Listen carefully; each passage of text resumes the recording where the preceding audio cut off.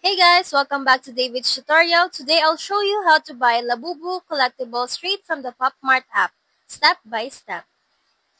First, download the PopMart app from the App Store or Google Play and create an account.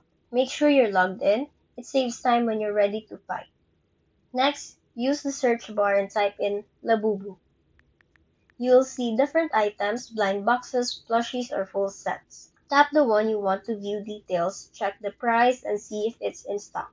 If it's available, just hit Add to Cart, then you go to Checkout. Pick your shipping address, select your payment method, and confirm your order. But if it's a new release or currently sold out, keep an eye on the drop time.